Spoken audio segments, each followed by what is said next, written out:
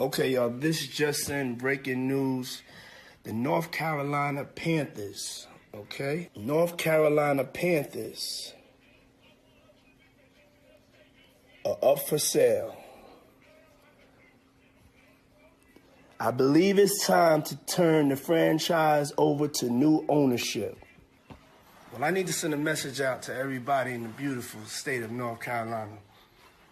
I will be the best NFL owner that you can imagine.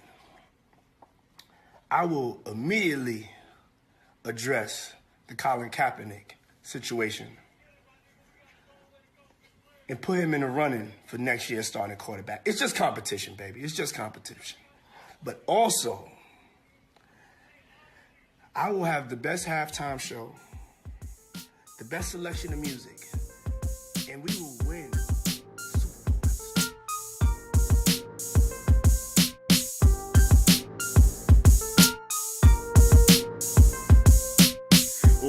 Welcome to the Best Friend Weekend Podcast. This your man Aldo NICE.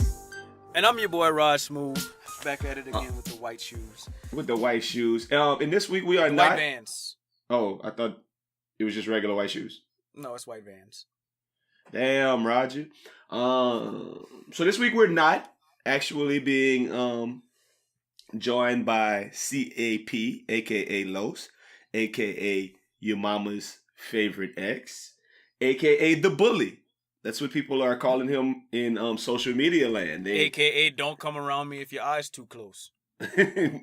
People have been a lot of feedback over last week in saying that Los is a bully and they prefer regular Los and not bully Los. But actually, news came in from the commissioner of podcast, our podcast boss, which would be Aldo NICE, that Raj and Al have both decided, I think. Los is on a 1-game suspension this week. The league handed it down real swiftly. He appealed, but we just can't have that type of energy 2 weeks in a row. We have to put him on timeout. We'll possibly bring him back next week. But does Los? I think if Los is a teacher by profession, right? At some would say. Mm-hmm. Some would say. I would just hope Los never.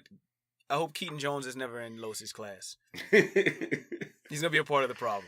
He would definitely be perpetuating the stereotypes. It would go like this. Hey, Mr. Los, them boys clowning me. Well, what they clowning you about? Well, my eyes too close. And Los would say, well, that's what them boys just telling the truth. Cause your eyes is close. He would. And did you call them boys some niggas? What? What? Mr. Los, I don't even, what? You probably call them boys some niggas. I know you. I know your family. I know that's what you did. I know you did it. Why? Because somebody said it was on Twitter. It was on Twitter on an irreputable site. Somebody else commented, your boy Los be in left field with his train of thought. So people was really on Los's ass last week. If you're out there listening, CAP, I need you to get it together. Come back strong, defend yourself. But is it so bad to be in left field? That's not that bad of a position. It's worse than saying your boy Los is on the bench or in right center. Short field. Shortstop, short field. Short field. That's like a real position in softball. Yeah, I know. Short field. Your boy Los is at nose guard whenever he comments.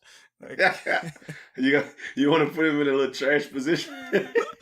In that Richard Demas. Richard Demas position. Your boy is blocking full. Los is blocking fullback with that.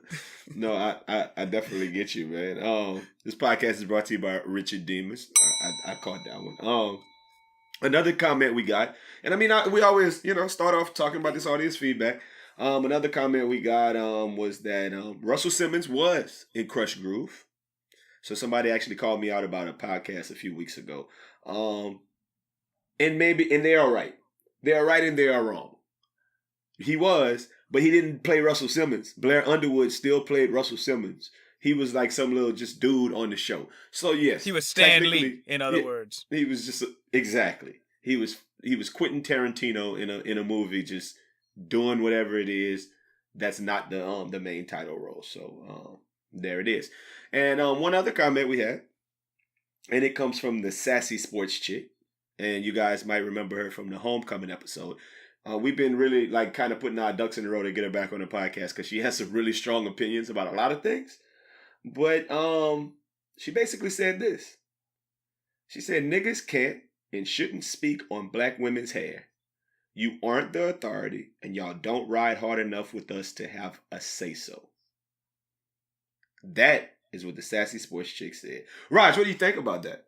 First, okay, so you don't monitor the likes and comments on Instagram. I get them all. Does she have her own podcast? I do not think she does. I could have swore I saw Sassy Sport Chick podcast. Maybe I didn't. Maybe I dreamed that. It's possible. But anyway, all right. So my take on it is, most of the time, and I probably shouldn't, but most of the time when I get real fly, I got a compliment this weekend about how fly I am. Shout out. I get real fly. Shout out to Cody Ray. I get real fly, and I get real fly for them hoes. You know what I'm saying? Like, I wear shit that I think them hoes might like. Okay. I just don't understand why, if you got 3 very nice looking, you know what I'm saying? What she use? What's the word she used? She say niggas, because I don't want to just call us niggas like that. Niggas. She said niggas. We Niggas got can't 3 speak. very nice looking niggas. I feel like it's help. I feel like it's advice telling you, you know, just maybe how we might like it. You should say thank you. I can rock with that. What I think is funny is that her point actually ended up kind of being that Simone was dead ass wrong and her hair looked bad and she shouldn't be out there like that. But you niggas can't say that. But we can't say that. Cause y'all don't ride for us hard enough anyway. And that part kind of stuck to me. Like, we don't like it. I think that's kind of a not a cop out, but it's definitely something that a rallying cry that black women seem to say a lot. That black men don't ride for us like they should because y'all talk to white women, y'all talk to Hispanic women, y'all don't like really be loving y'all sisters or whatever. That's why they so happy when they see like black love and wanting to repost that. But I think I don't know. I personally think that that's a misnomer. I think it's just something people say to say. No, yeah, because... You know that I'm gonna be the last person to buy into that. Like, yeah. I just for whatever reason you make up. Let whatever listener wants to make up whatever reason they want to make up. I'm the last person to subscribe to the like. And granted, I can't lie. If I see some black love, I love it. You know, I might repost it myself. But if I see a beautiful family, a beautiful interracial family, I'm not gonna be mad at it, and it's not gonna have nothing to do with hair. Yeah. You know, so what? if I ride with you, if I end up with a black woman, which is very possible, can I say something? Does it give me right to say something? I don't think it really. Yeah, and that's kind of the interesting thing, right? Do I ride hard enough for you if I'm with a black woman that I could talk about black hair, or is it just in general? I mean, I get it. It's kind of like that same little line of like if a white boy came out and was like, you niggas need to get your act together, or you black people need to get your stuff together. Like, we might be like, whoa. You can't really speak on black people like that. And I think they're trying to make that delineation, or at least that she was, to say like, no, you can't talk about black women hair like that. You not the authority. Well, okay, so I want to go and I want to read this again, just one more time. I want to read it this time. It says that we have no place to talk about black women's hair. Niggas can't and shouldn't speak on black women's hair. And that's her opening statement. And I want to say that Rog Smuve will and would speak on black women's hair. I'm sorry. I apologize. And if it gets to the point that I need to make a prove a point, then I'm gonna just start a black woman hair podcast and just say whatever the hell I want to say on a weekly basis. I'm with that. You don't have to be the authority to have an opinion. And I mean, shit, having 2 older sisters, I think I'm somewhat of an authority. And 2 uncles who shout out. This podcast is brought to you by Styles Unlimited by Joseph Park and Ann, New Iberia. This podcast also brought to you by the International Hair Affair, Dallas, Texas. Get your head bust by one of my uncles, straight up. So that don't make me an authority, but I know some people who get it done, straight up. Right. Nah. And I got a whole host. I don't have 2 sisters, but I got a whole host of cousins. I got a mama. I got some ancestors.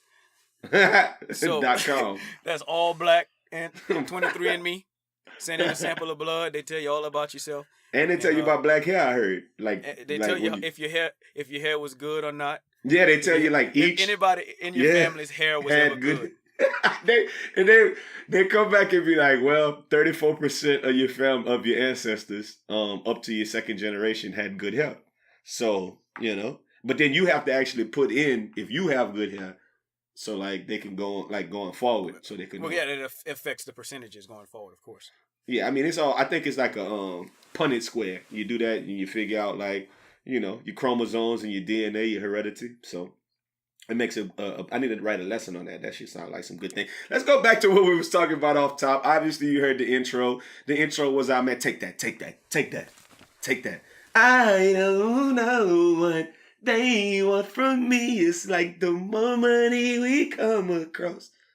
All right, Diddy. Take that. Take that. So Diddy wants to own.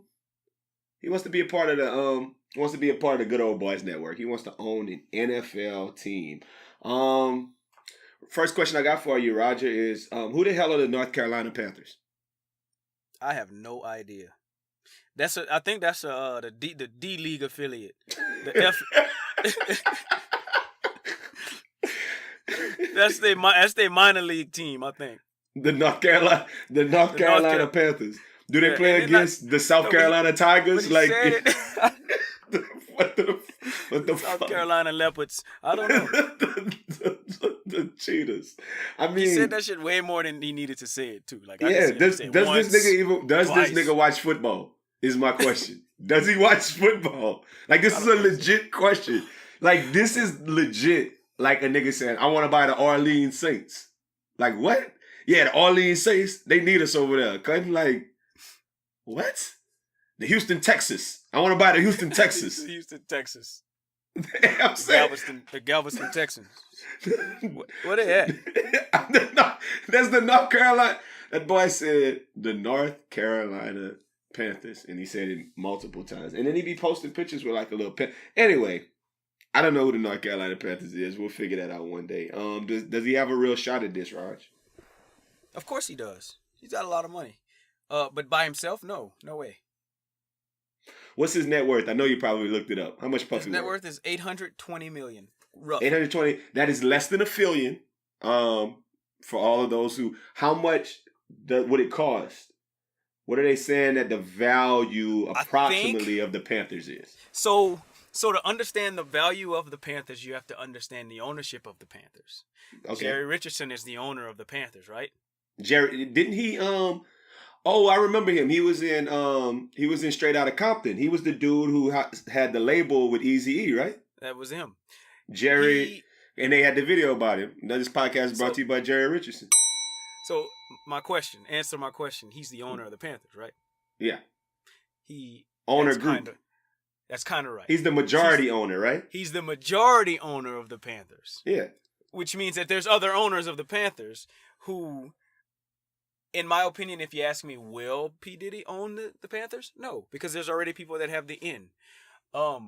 Definitely one big name that came to mind was Michael Jordan.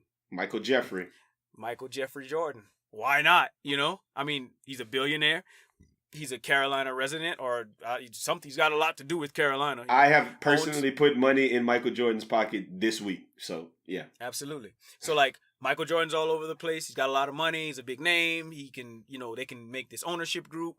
Diddy's not far behind him, or $300 million behind him. So, he's good.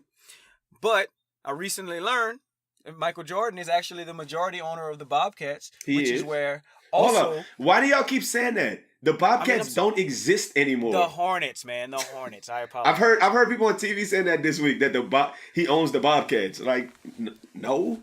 Go ahead. He bought the Bobcats? No.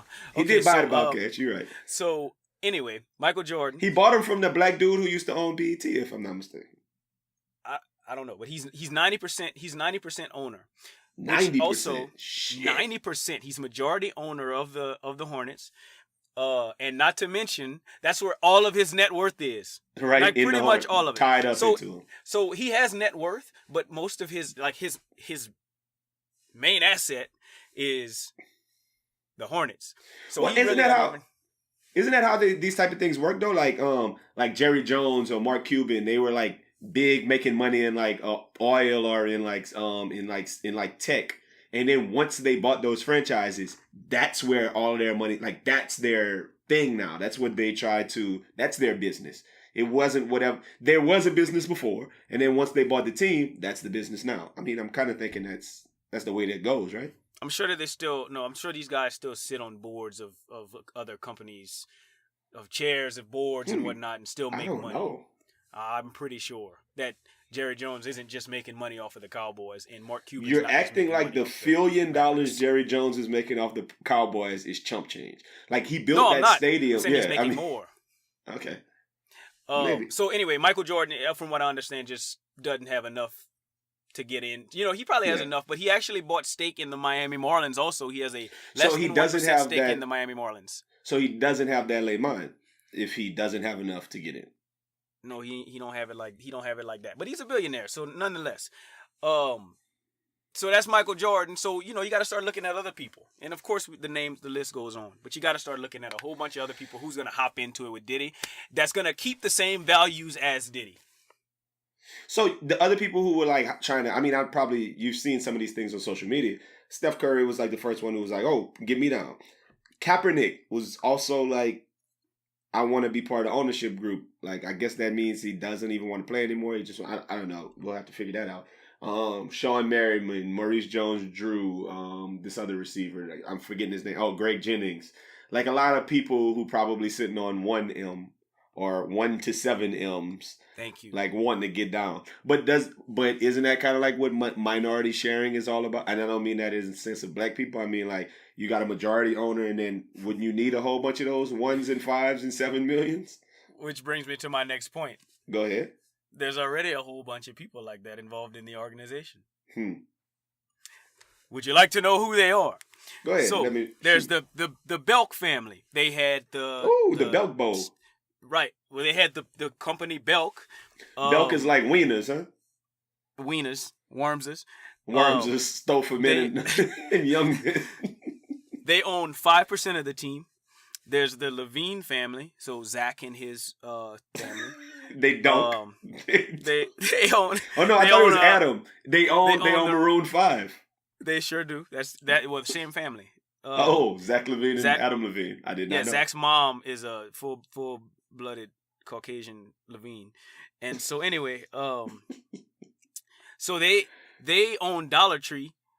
And they sold Dollar Tree in 2015 for $9.1 billion. So their family is a $9.1 billionaires. There's Steve and Jerry Wordsworth. They own 16% of the team. And of course, then there's just like whatever. What do the Wordsworths own? Like, is it like dictionaries? Do they own Webster's? So it was close with dictionaries. If you take off the Shinary, they sold Meadowbrook Meat Company to Berkshire Hathaway McLean Company in 2012. So it's a meat company, in other words. Company, I don't know. I thought these were the same people who invented like Words with Friends. Words with Friends, exactly. Scramble, huh? Or Scrabble, maybe. No, Scramble Word Finder. I thought that possibly they invented those apps. Okay, so you're saying it's a whole bunch of people with a whole bunch of money who could really make the move to be from minority to majority owners. Exactly. Who are already involved in the organization. So I just, there's a lot going against Diddy. And the people that you named, all these former athletes, come on. Come on, man. I heard somebody say recently that the only black person like who could get in this and really make it pop would be Oprah. Mm-hmm.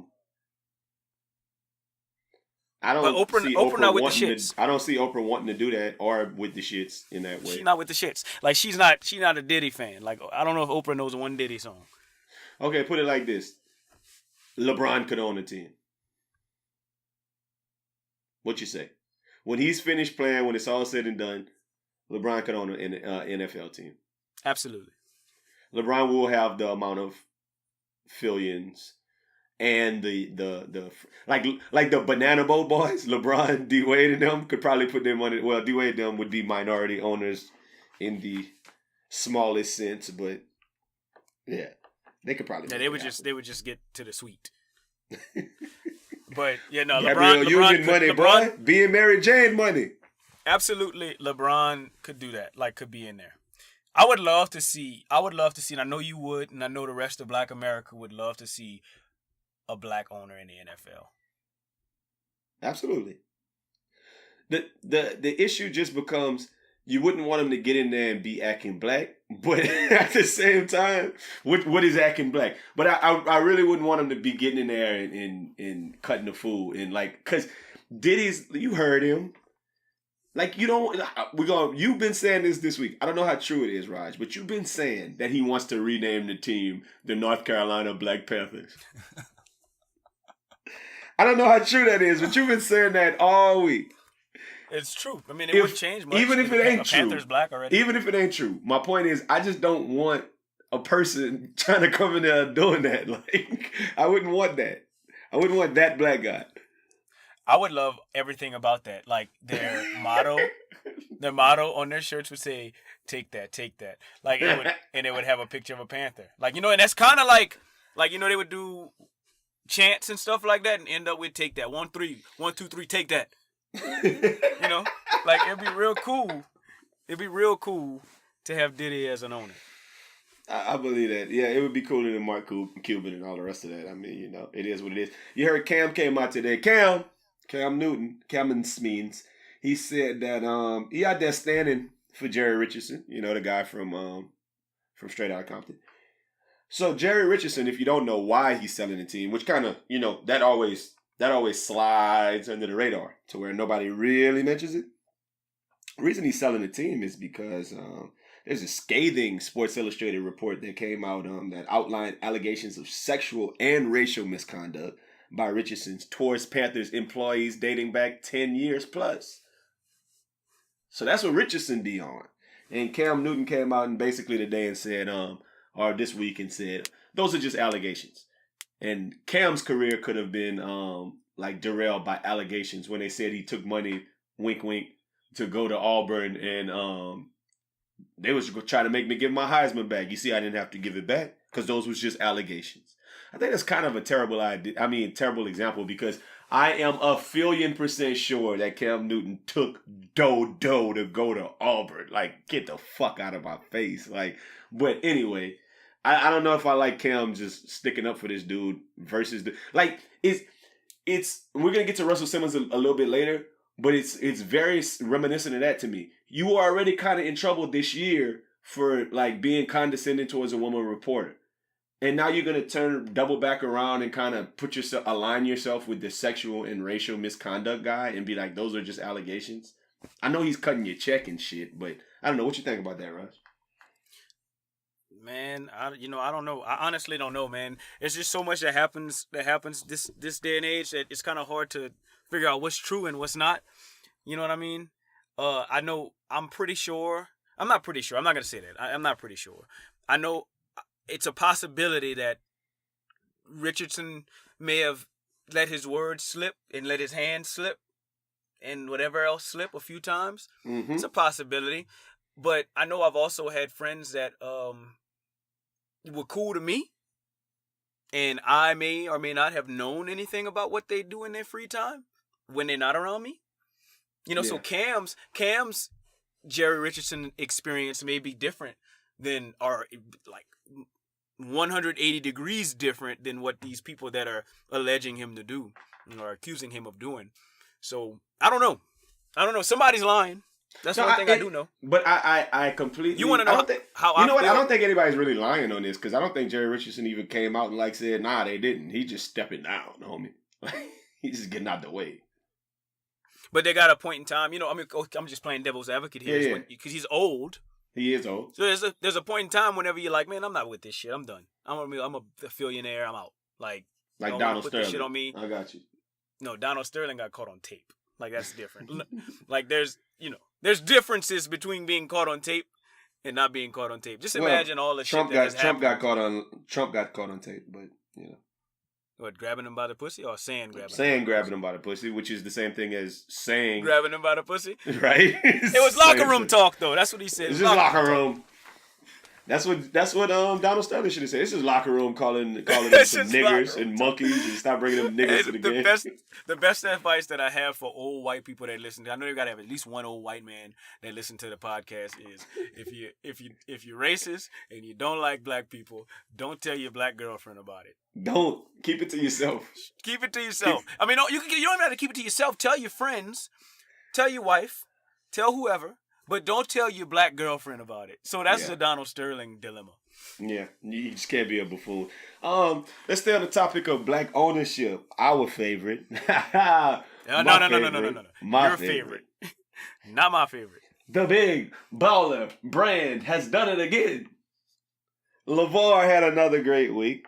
Lavar said he's about to come out with the Junior Basketball League. Not the National Basketball League, the JBL. Isn't that the name of some headphones? The Junior Basketball League. And basically, I don't know all of the specifics, but I remember that he said 10 teams. He said he's going to grab youngsters from like the top-rated high school players and be like, if you don't want to go to college, you could come play in our league. We're going to pay you anywhere between $3,000 and $10,000 per month to come hoop for us and, do that for a year instead of going to college. And then you can stay in the stateside. You don't have to go overseas. And then you can go to the league next year. Thoughts, Roger? Thoughts. So let's stay on let's stay on his main sticking points here.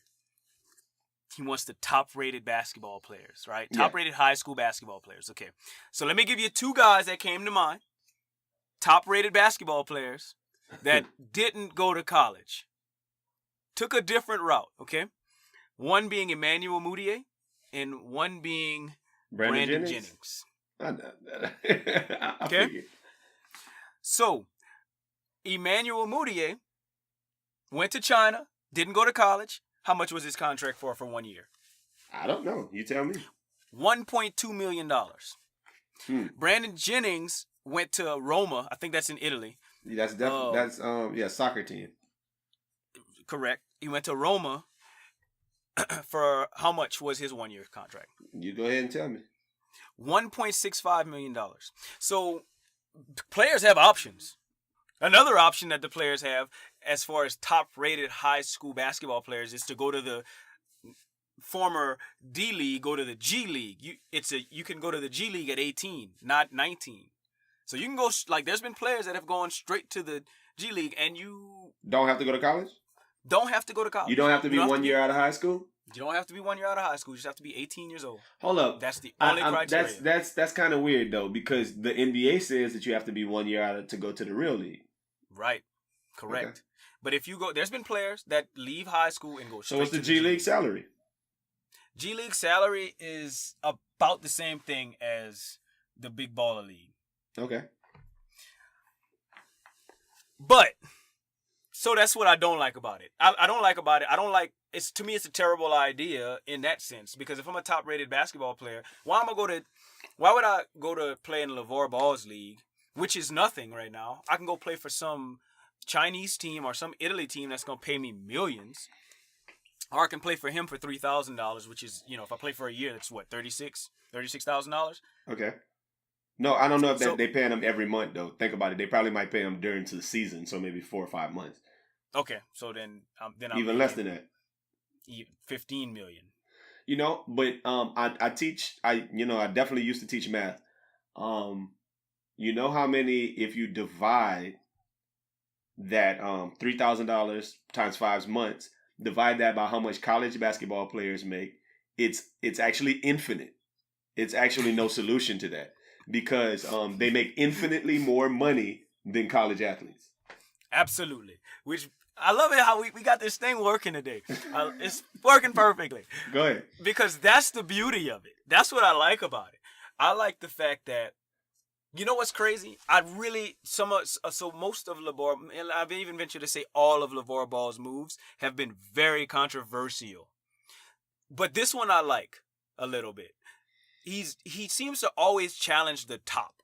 You know what I'm saying? Like, he's not challenging the bottom feeders. He's not starting from the bottom because we here.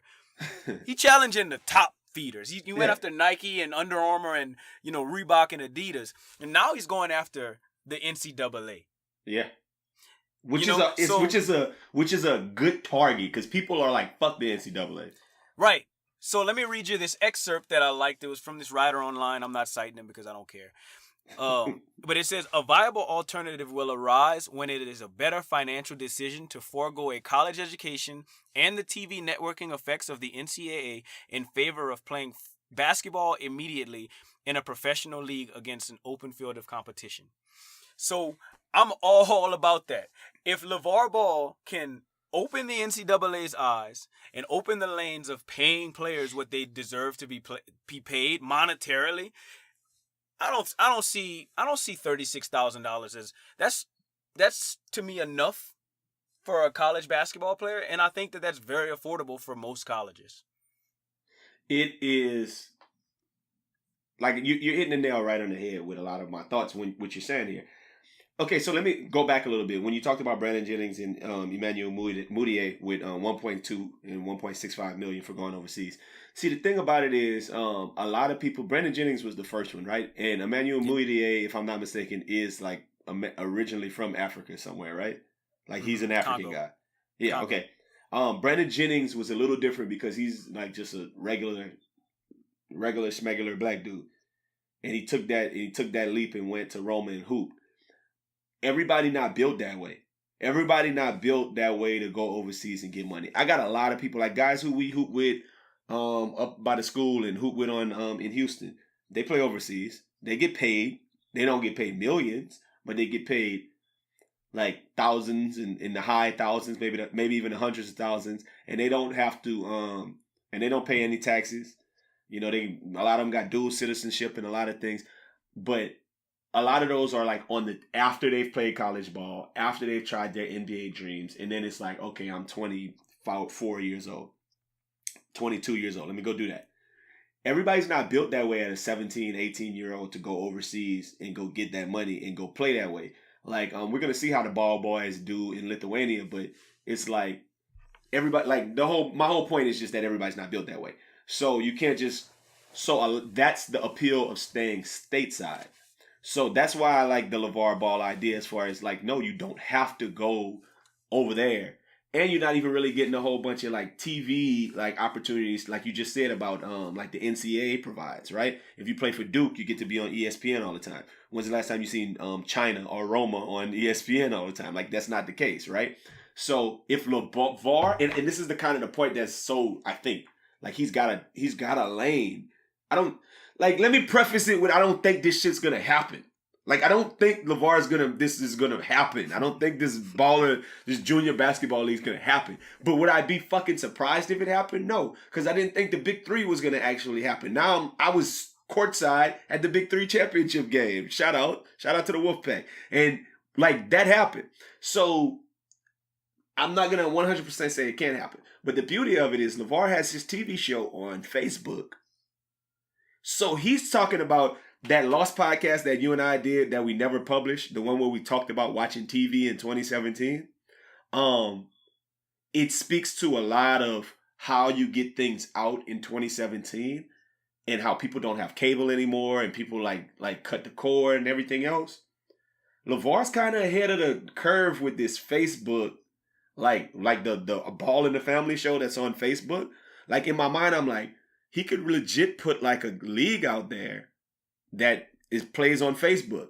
And then people who really give a shit, like think about it. If Zion Williamson is in this league next year, people are watching it for Zion Williamson to dunk on people. And they're going to want to see that.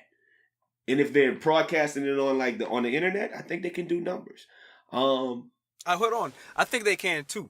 And I just was looking for my right point to jump in. Go ahead. So 100% agree with you. Do I think that there should be some sort of stateside league for high school potential NBA players? Yes, absolutely. I think that there should be an alternative. And my point was there's the G League. But other than that, whatever. Cool. I understand what you're saying. Who runs the Ball family right now? Oh, Who Lavar. decided? Who decided what LaMelo and LiAngelo was gonna do? Lavar all day. Okay, so let's just take Lavar out of the equation and put Aldo into the equation. You're the new LaVar Ball, but you're not LaVar Ball. You're just the head of your household, and you have two boys, or let's just say one eligible boy about to go to college or whatnot, and he doesn't want to go to college, or you don't want him to go to college. He can go to LaVar Ball's league for $3,000 a month, or he can go overseas for $1 million because he's a top-rated high school basketball player. We're not talking about the the 2 stars here. We're talking about the 3 to 5 star guys. Yeah. So we're not talking about the 1-2 star, but let's say if your boy's a 4 or 5 star guy, and he gets offered 1.6 to go to Italy or 3,000 to stay stateside, I'd venture to think that you're gonna send him to Italy. Everybody's not built that way. Don't you think that's a problem? I'm just kind of let's just take a step back. Doesn't that feel like a problem that you can go overseas and get 1.6, but you can't stay in the United States and get 1.6 at 15, 16 years old, 17 years old? That doesn't feel problematic to you, Raj? Man. I'm saying it from a standpoint of like all of these foreign, like Kristaps Porzingis, and the rest of these guys who came, Nikolai Mirotic, they've been playing ball in these Ricky Rubio since they was like kids and getting paid that money. Why is it okay to do that in Turkey or France or Spain or Lithuania, but in the United States, nah, we straight. You got to go to college for a year. I don't know, for some reason there's our professionals are big and fast and strong, and there's not too many 16-year-olds that can compete. I don't know. The rules say you can't. So if you could, who would play? Like, would Zion Williamson be in the NBA right now? You can't tell me Zion Williamson couldn't help a team in some kind of, like, let me put it like this. You can't tell me Zion Williamson couldn't be one of the top 15 players on a team. Like, as far as what he can maybe do defensively, athleticism, possibly. I could believe it. 6'8", yeah. So if that's Marvin Bagley, let's use that example, because whatever his name, Marvin Bagley. I've seen him play. That fucking kid can play in the league right now. Well, yeah, of course, right now, but I'm saying at 15, 16. Oh, okay. So I think what needs to happen, and maybe LaVar Ball can usher this change, is that if a kid doesn't really give a care about school, like LaVar, because LaVar doesn't really care about school, so it seems. I'm only looking at his track record. I don't know how. Yeah, no, you're right. Then maybe they should open up the age limit to the G League. You know what I mean? And at least give them somewhere to go. Okay. So the thing about it is, when you're talking about other countries, we're not gonna belabor the point, but like in other countries, every kid who's 15 and 16 isn't going in those leagues. It's Kristaps Porzingis, it's Nikolai Mirotic, it's the best of the best can make it into those leagues at a very young age, which I think would happen in the United States but you see, the issue is amateur athletics in the United States. The issue is that these kids don't even try it or can't do it because because the NCAA is in bed with the NFL and the NBA, and not as much with Major League Baseball, but definitely with NFL and NBA, to where it's like, no, you can't come here until you go like slave over there for a few years and make that college some money before you come over here, because college sports is such a big thing. In those other countries, I would venture to say that the college sports system isn't as huge. No, I'll be honest with you. I didn't even know that there had colleges in other countries. Until like 15 or 16. I was like, wait, what? There's a college in London? Yeah. There's a college in Italy? Really? So I always thought people just went to work or something. I don't know what people do. They came to the United States. I didn't know that they had school, college. Right? Yeah. Everybody's like a foreign exchange student. If you want to go to school, you go to America. Everybody else dumb. I mean, I get your point. It's a real logistic point. No, but that's Additionally, fire though. Like I like Gilbert, that you made that because I'm what I'm trying to figure out is if like these schools in other countries have organized teams. I would assume that they have organized teams in these other countries, but they're, well, you know what? But do Shit, they? I don't know. They might not. I've never heard of a guy coming out of a college in, like No, it's I always have a in team. Canada. In Canada, the guy for the Saints. That's America. Canada is North America, like North America. So no, cool. Canada, understand it. Yeah, the I'm Mexican talking football player is not over here killing it, right? No, I got you. You go in Mexico too, like not Mexico. I'm talking. Give me the West, like the Eastern Hemisphere, like Europe. Okay, I mean, there's an NFL Europe, so it would stand to reason. There was an NFL Europe, and that's not a college. It would stand to reason that there's some players out there. No, you're not bringing it out there unless there's a fertile breeding ground for athletes. I don't know. It's an interesting question. With that being said, another person who talked about Lavar's league is Gilbert Arenas. And I don't know if you were able to read his quotes, which were very interesting. He just basically said that Big Baller Brand signing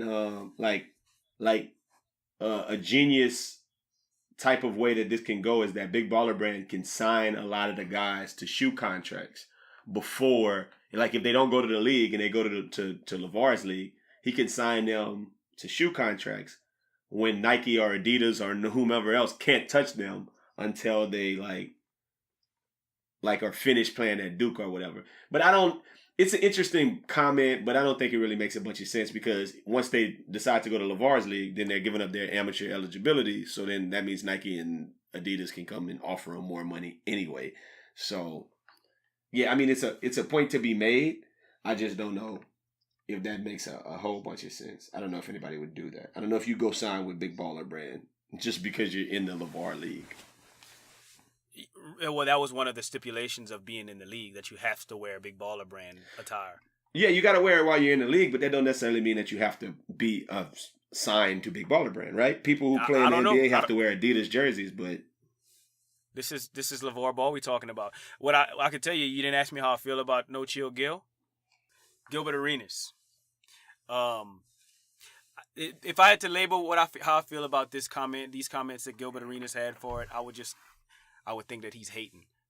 You would think he's hating? He's hating. Like it's like okay, so like if I'm trying to do something, if I'm trying to figure out if I'm trying to make a power move, a business move, I don't need people like Gilbert Arenas putting me on baller alert. Like I don't need that. Like don't do me like that, No Chill. But it felt like he was sitting there giving him props though. But did it though? Like I need a little mysteriousness in my business. If you figure me out, like chill, like you need to be chill, Gil, not No Chill, Gil. Like just relax, bro. Like let me stay in your lane. Yeah, that's the LeVar quote of the year, right?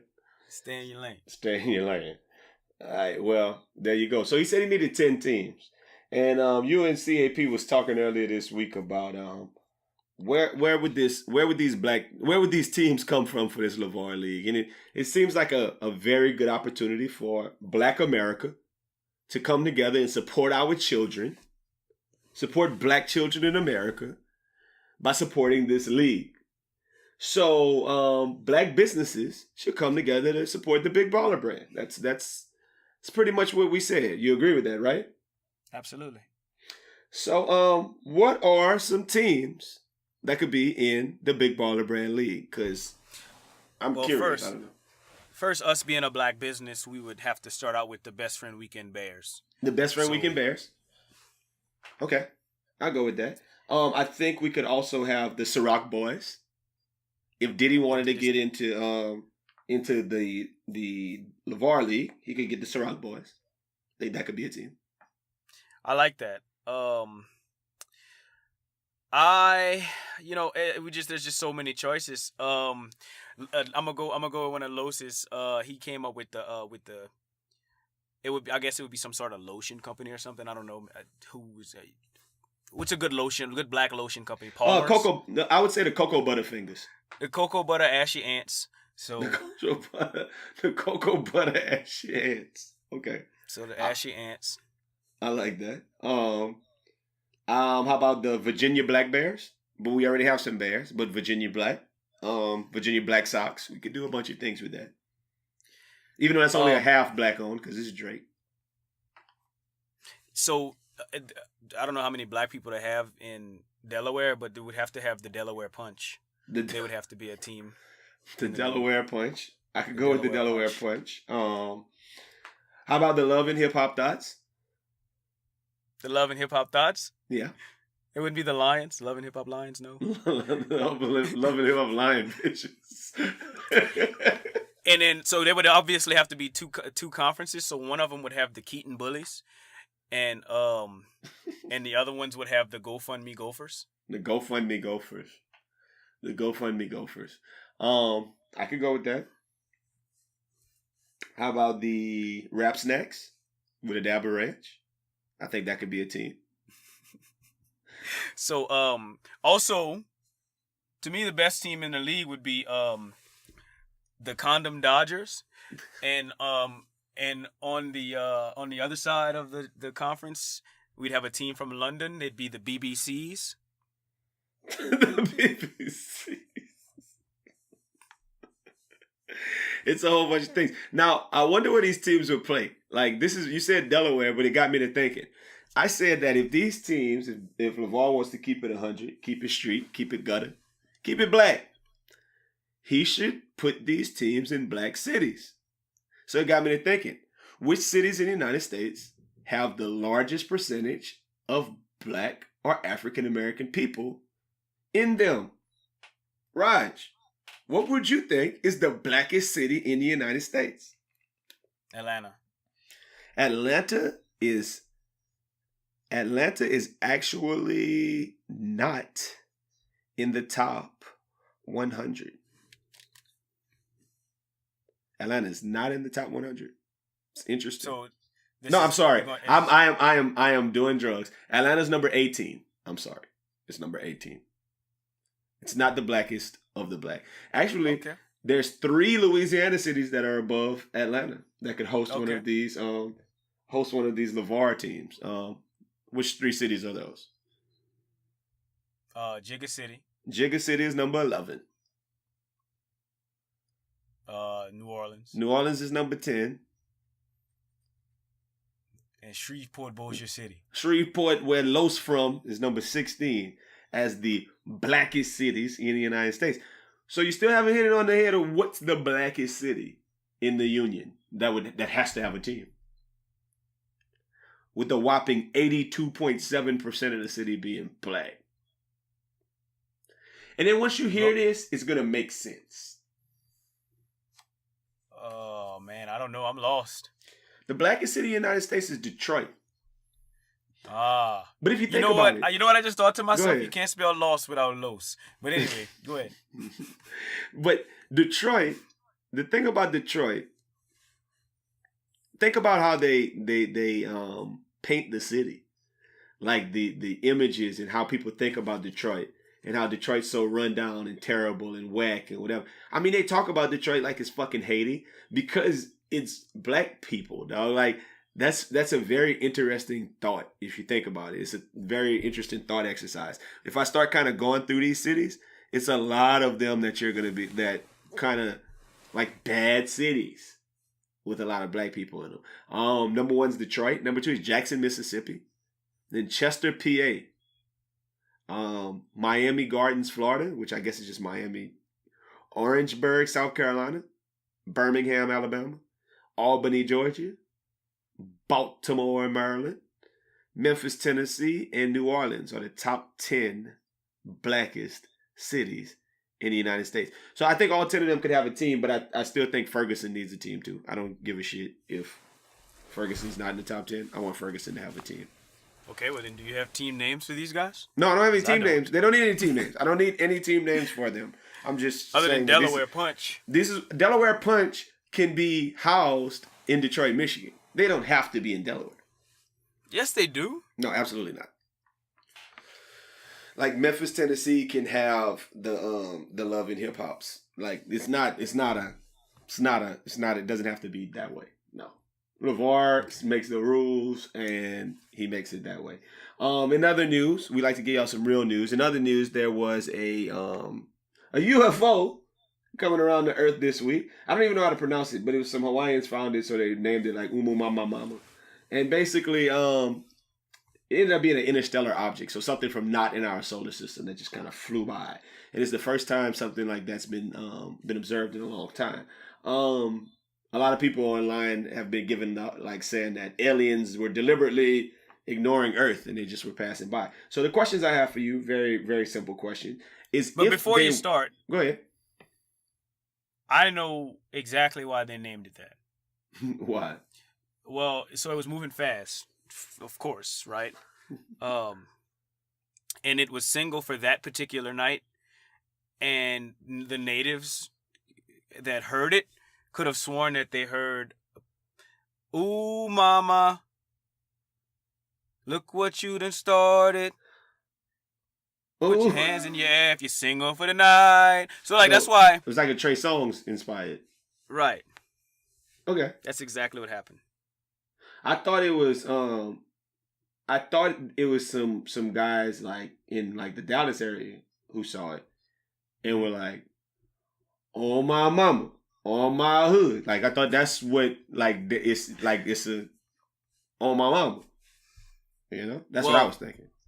Well, before you ask questions, whenever I was doing my own research, whenever you're looking at these sorts of things, you got to think outside the box.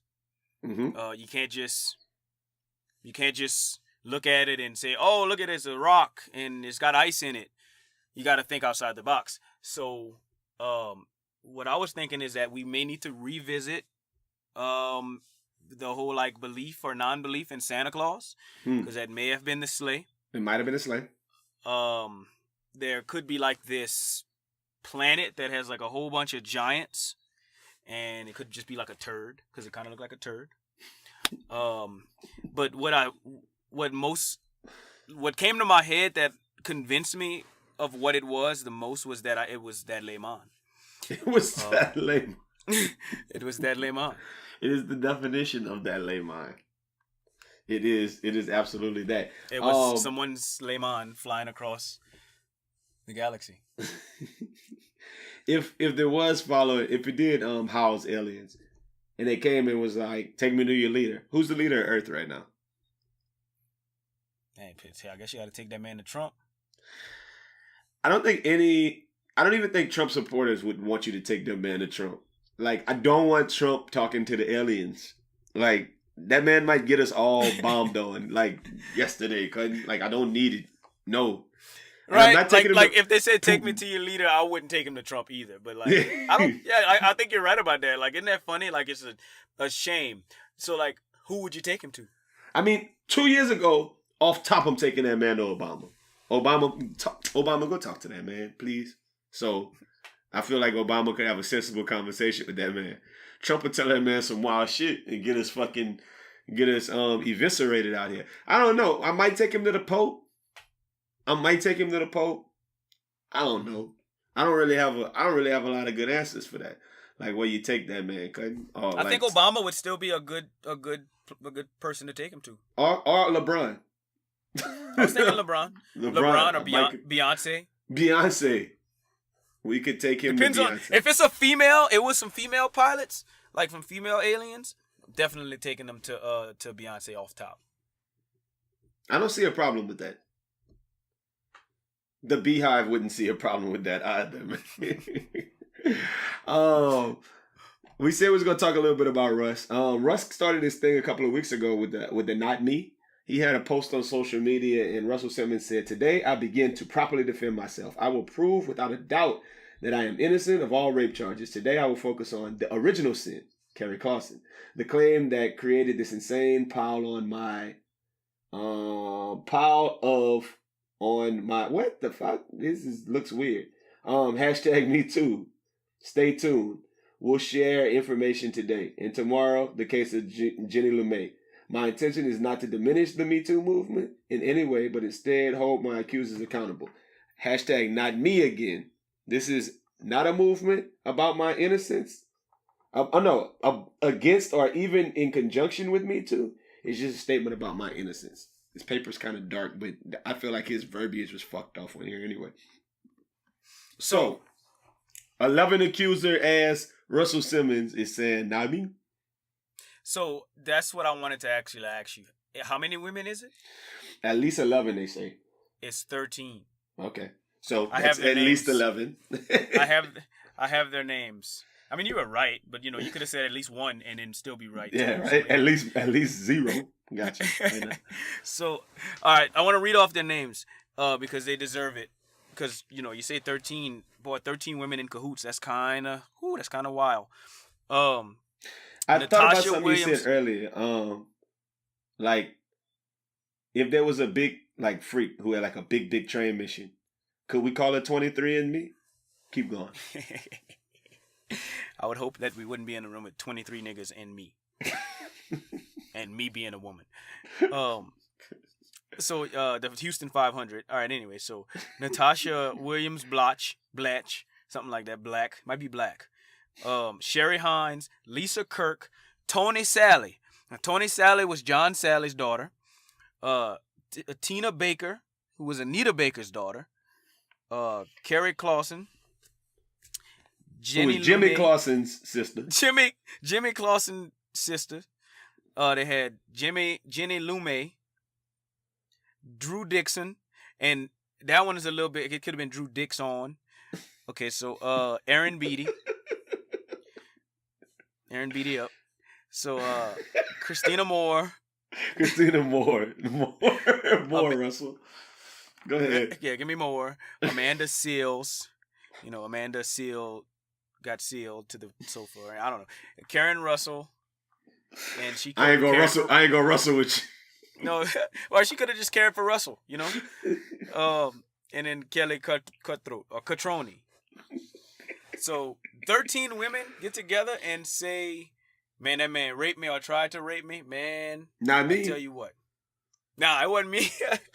Not me. You know how they say, you know how they say, like, there's certain situations where it's like, you know what? It's going to be your word against my word. Or it's going to be your word against his word. Or yeah. Even say your word against their word, like 2 people or something. You might have a case. But man, boy, 13, that's going to take a lot of proving. But and we're doing the thing that we always been accusing people of as of late. We're doing the whole 13 people accused him, which isn't really true, right? 13 people accused him of either sexual harassment or assault. Like, you remember, we gotta keep putting these, let's make sure we put these things in different categories. Like, they got a bunch of people. I didn't even say the guy who plays Ulrich on that show, Silicon Valley on HBO. And then another actor who was on like That 70s Show. They got charges this week, a few of them from like past indiscretions. I was reading some stories about them punching women in the mouth and choking them and stuff and wouldn't let them leave the room or whatever. So Russell did the whole anal penetration shower thing after he forced her to give him some head. She went take the shower. I think that was Jenny LeMay or one of them. We told that story on the pod. Not all of these allegations are sexual assault. So let's just make sure we put that out there. Some of them are just, bitch, your titties look nice. Like, that's sexual harassment. Shooting my shot. So it's 13 fuck-ups. Some of them way worse than others. Some of them I would argue are illegal. Some of them I would argue aren't illegal. Like certain things, like saying, bitch, that dress look nice. That's not illegal. It's bad. You should probably get in trouble if you're somebody, like, whatever it is. Like, you shouldn't be able to say that. If the conversation comes up, like at work, literally today, this girl said, "I'm so pissed off." And I said, of course, the normal comeback is, well, it's better to be pissed off than pissed on. Yeah. And she kind of chuckled a little bit. And the next thing that came to my mind, or like to the forefront of my mouth, was, have you ever been pissed on before?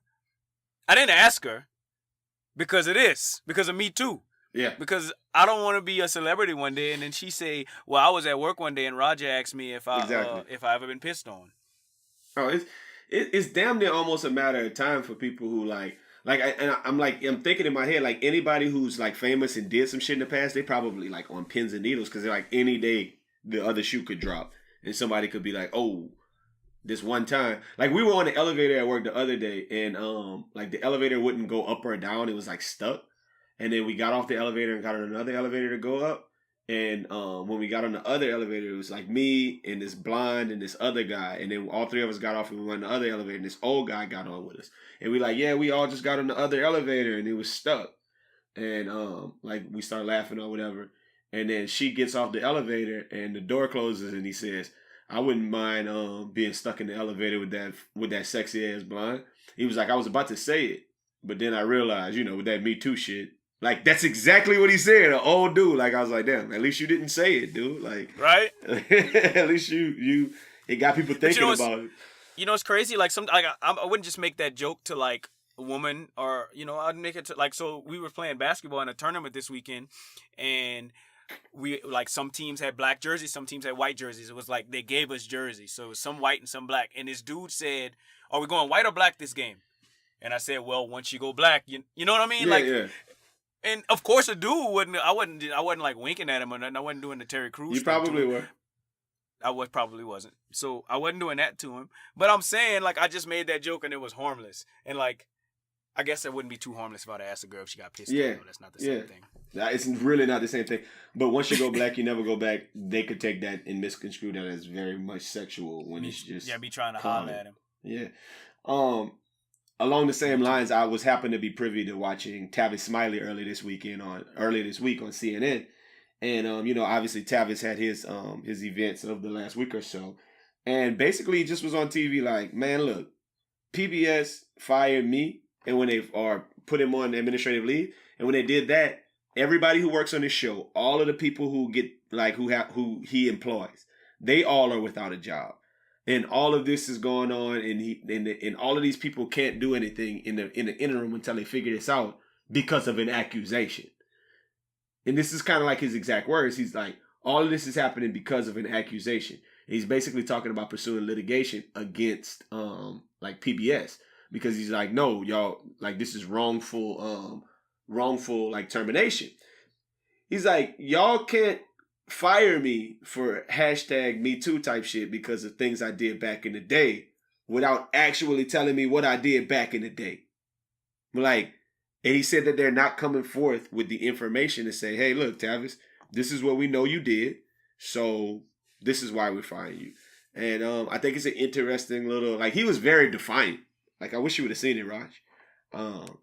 Super defiant. Like, no, y'all not about to play me. Well, could you imagine being put in that situation, like, and just thinking that everything is peachy, and but you got somebody that's just hanging on to you, somebody that you don't even know anymore, like from way back in the day when you was young and dumb. You might have pinched her ass or two. I get it, it's wrong, but whatever. Like I said, I got my ass pinched in the club the other night. I got my ass pinched at work the other day, like me. So, asses get pinched. And if you don't say nothing about it, because I could have went to my manager and been like, hey, my ass got pinched. They probably would have laughed you out of that bitch. I don't think so. I think they would have had to take it serious. It's 2017, so they would have had to take me serious, realistically. But what I'm saying is 30 years later, or 20 years, or 10 years later, like, to me, it's lost a little bit of credibility. Like, I get it. I know if you rape somebody, like, that's bad. But if you just pinch somebody on the ass, I shouldn't have to live. I should be able to, like, let that live down at least 10 years later. Yeah. I mean, and that was a lot of the point he was making. He basically was saying, and even if it is a real thing, he was like, how many people turn their life around over 20 years? Which kind of is like him giving, that's basically the Roy Moore excuse. Like, how many people used to be like doing bad shit and then they turn their life around and they're great people now? How you gonna punish somebody for some stuff they did 20 years ago when it wasn't like even a crime in many instances? And basically he was like, I've never been in a situation that I don't deem as consensual. So it's a lot, like I feel like a lot more men are gonna be a lot more defiant about a lot more things. Like, it's going to either go one or two ways, right? Either guys are going to be like, yeah, I was wrong. Take the Louis C.K. approach. I'm just going to back off and not fight this. And I'll just step away from whatever jobs I have. Or are they going to take that other route and be like, nah, bitch is lying. Like Tommy said on Belly. Yeah, like that type of shit. Like, they lying. They lying on Like, you know what I really want somebody to do? I really want somebody to come out and be like super real. Maybe Tavis Smiley did. I didn't get a chance to watch it. But I want somebody to come out and be like, man, you know what? Yeah, I grabbed her ass. Like, not the rapers need to get the fuck. I get that. Like, that's bad. The Darren Sharpers of the world need to die under the jail. But like, the people that grabbed ass, I want them to just come out and say, man, yeah, I grabbed her ass. When it was cool to grab ass. Like, it's not cool no more. Like, you can't do that shit no more. Like, but at one point in time, it was like a normal thing. Like, oh, look, I dropped my pencil. Hey, Sandy, can you pick that up for me? So I could grab that ass. So, but maybe, you know, I didn't go that far. But yeah, so I can grab that ass. That shit was like normal at one point in time. You know what I'm saying? Like, it was, but now we've grown. We understand that we can't do that type of shit no more. It's very and I'm not even saying no more like as if I did it. But I'm saying we can't do that no more as people. As men. Yeah. As a male species.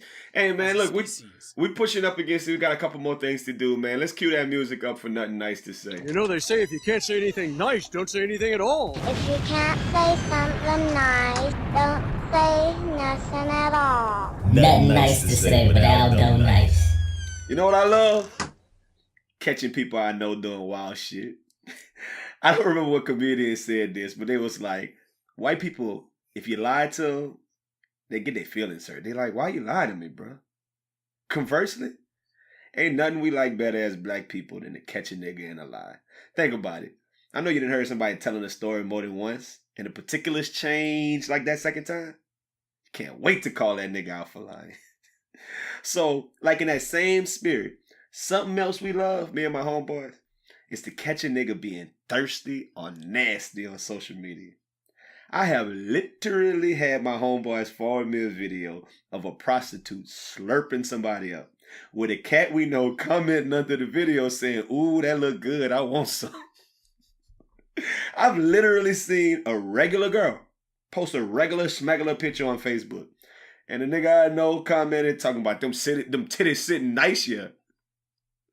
I have literally stumbled across a video Malaya posted, and one of my rounds commented that she could sit on his face whenever she wanted to. Needless to say, I loved every one of these events, because we got to laugh at niggas and catch them in the act doing some of the wildest commenting imaginable. With all that being said, this week, I was forwarded a text strand from one of those big text groups that people be in now, group me's or whatever. And it was a cat I know, and he asked, can someone explain to me what's this message that's been going on social media that I could flip $100 to $800? Nigga, if you don't get your if I didn't think you was stupid already, you are officially dumb as the fuck. And you out here educating our kids. I'm happy I caught you out there being a buffoon. But why would any grown-ass man think this type of shit would be possible with no stipulations? You ever heard of a pyramid scheme? You ever heard of Bernie Madoff? You ever heard of Nevin Shapiro? You ever heard of Better Life? I tell you what, my nigga. You send me $100 and I'll flip it for you next week. Matter of fact, tell all your dumb-ass friends. Just don't expect to hear from me next week or the week after that. I'll be busy flipping your money. Flipping it into my bank account. Flipping it on the table at the casino. Flipping it off some stripper's booty. And if you want to keep asking me where it is, I'm flipping you the bird and telling you you paid with your stupid ass. But hey, it seemed like I ain't got nothing nice to say. So I ain't gonna say nothing at all. Raj. Gas, pedal. Gas, pedal. Gas, pedal. Screech! Raj. Tell them about our conversation earlier. I think you should be, since you were pivotal in our direction of the gas pedal certification this week. Just tell us a little bit. The gas pedal certification this week is brought to you by the opposite of the gas pedal certification. Where there is a will, there is a way. Where there's a right, there's a left. Where there's a wrong, there's a right. And when there's a gas pedal, there's a brake pedal. There's a brake pedal. I just kind of want to, I want to throw it out there to the listeners, to the supporters, to the businesses and pages and sites that we quote unquote cross promote with. That, you know, for every cross they gotta have a Chris. You know what I'm saying? Like we gotta be able to, we gotta do our thing together. We gotta promote each other. So whenever if you're listening to this and you're a potential gas pedal candidate, if you have something to offer to the world that's independent and fun and fly and best friend weekend gas pedal signature-able, do us a favor and promote us too, because that's what the point of it is. So yeah, this week, and I think Roger, like when you said it at first, it was kind of something that, you know, it was an interesting conversation amongst you, myself, and Los, and it makes sense, you know. We brake pedaling this week, like you said, brake pedal, so nobody gets the gas pedal. We just want to put it out there, man. Like, if we're gonna promote and say, hey, look, go rock with this company, or go listen to this song, or go wear these clothes, or go do whatever else, because we're gonna tell you the stuff we like. If we're gonna take the time to promote it, I mean, you know, what we are in the business of, we're not really in the business of dollars like you think. We might not necessarily be in the business of a whole bunch of other things that we're in the business of your time. We're in the business of likes. We're in the business of follows. We're in the business of that type of thing. We want to get the podcast out to a larger audience. And I mean, like, the best way for us to... Yeah. In turn, get your whoever those businesses maybe that we gas pedal. We want to help them too. Yeah, because we like it. We like it, and we like, hey, look, we have an avenue. So when and it might just sound like it's falling on deaf ears, but when we say stuff on the podcast, a lot of times we get that feedback that, hey, look, I heard about it on the podcast, so we rocking with that now. So, you know, just do us the favor. So with all that being said, any past peddlers who wanna cross promote, you still got time before we delete that post. They must any peddlers that may have forgotten to either repost what we posted or do something for us. Just, you know, we're just reminding you. You still got time. You know what I'm saying? It's still time. It's still time to do it. So just let that know. Next week we're gonna gas pedal somebody. But next week is the anticipated top 10 of 2017 episode. Rod, you are cracking up over there. Dog. Yo, I'm just laughing about next week we're gonna gas pedal somebody. It's gonna be on some 3, 2, 1 click type shit. Right? You know what I'm saying? Yeah, we gonna have some worthy candidates next week to gas pedal. But now, like we said, top 10 2017. We're gonna give you our list. If you are a best friend weekend podcast like aficionado, if you love it, if you live it, if you breathe it, if you wait for it every week, go back to the top 10 of 2016. Listen to that. That was our first ever podcast. Go listen to that one. Top 10 of 2017 coming back at you next week. So the format's gonna be pretty similar. We're gonna get in there and just say the craziness. You know what? I think that one's only available on SoundCloud and our website. I don't even think we put those up on I'm pretty sure we didn't put those up on Apple Music because they had some copyrighted music in the background. Like, that's when we were very fresh in the game before we even had signature music.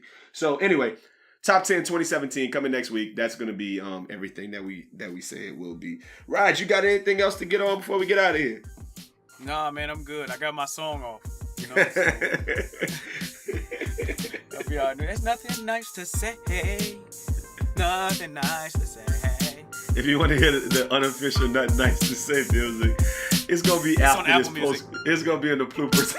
It's gonna be in the bloopers after this music at the end of the podcast. All right, man. We're gonna see y'all next week, man.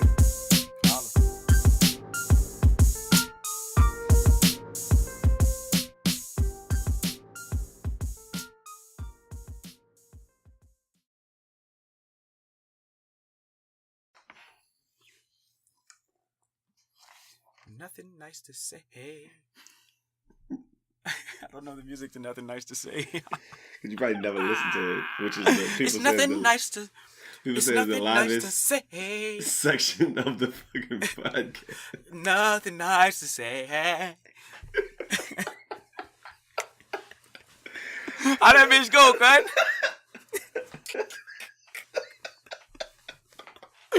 Yo, it's nothing nice to say. Got Al on the mic. They got a nigga that come that rap on the second verse. It's nothing nice to say. We got Al on the mic. He's being nice to hoes. Ha ha ha ha, psych. Like, it's nothing nice to say.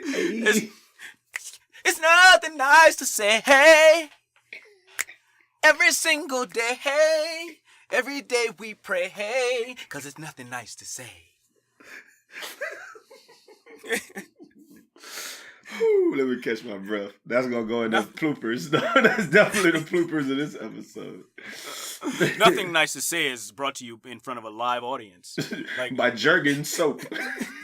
Brought to you by Jergens Soap and the Delaware Punch. All right, let me get my head on right, man.